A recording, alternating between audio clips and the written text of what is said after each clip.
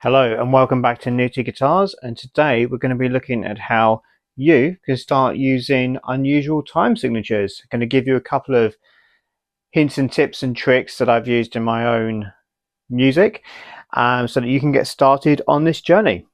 Okay, let's get into it. So today I'm going to be using my gorgeous Jackson Pro Series DK2QM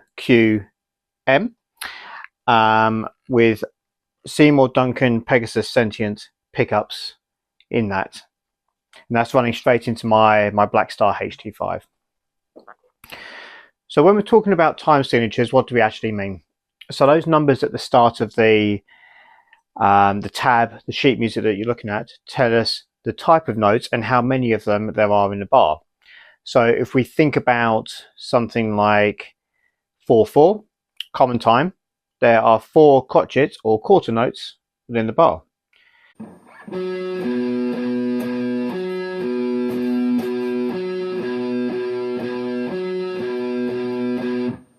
If we have something like 6/8, that is 3 eighth notes or quavers in a bar.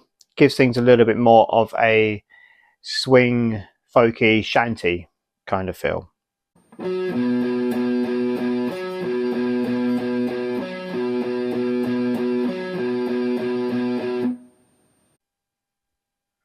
But what happens if the number on the top is an odd number, 5, 7, etc.? Well, what that does is it shortens the bar, makes it feel like it's being pushed, it's being rushed, creates a sense of urgency. So if we take 5/8, for example, this is 5 quavers, eighth notes within a bar. So as you can see there, by cutting that short, it sort of pushes things further forward. Now you can think about this in a couple of different ways. You can think of this bar of 5 as a 3 and a 2, or 2 and a 3. So let's take a chord, for example.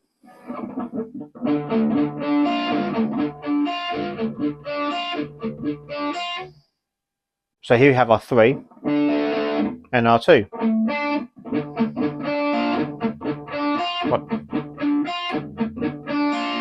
So that gives us another way to think of it.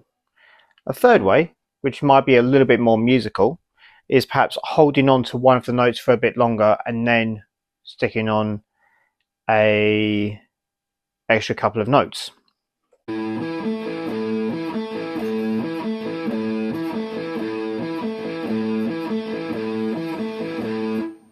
So that's another way that we can think of dividing this. Let's think about a grouping of 7 now. So with 7, you have the 5 but a couple of extra notes.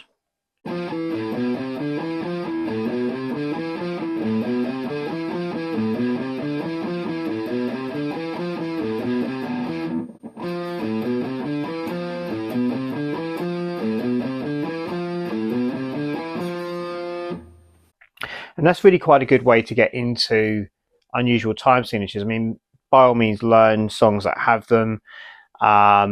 There's plenty of them out there.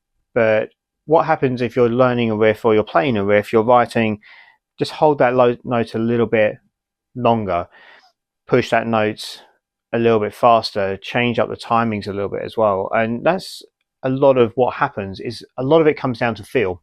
And that's what ended up happening when I've written songs and I've come to tab them, is that I've realized that they're in a ridiculous timing. So on that note, what if we extended the numbers of quarter notes in the beat? So rather than 4/4, let's perhaps try 7. Again, there's different ways that you could break this down, grouping a 4 and 3, a 2-2-3, or any other way that you wish to do this. But one of the songs off of my band's latest album, a song called Harlequin, is written in 7/4 time for the most part. We're a post-black metal band in the broadest sense of the word, and I wanted something that was going to give a little bit more space, so I kind of deliberately wanted to write in this. The riff itself is pretty easy. It goes like this.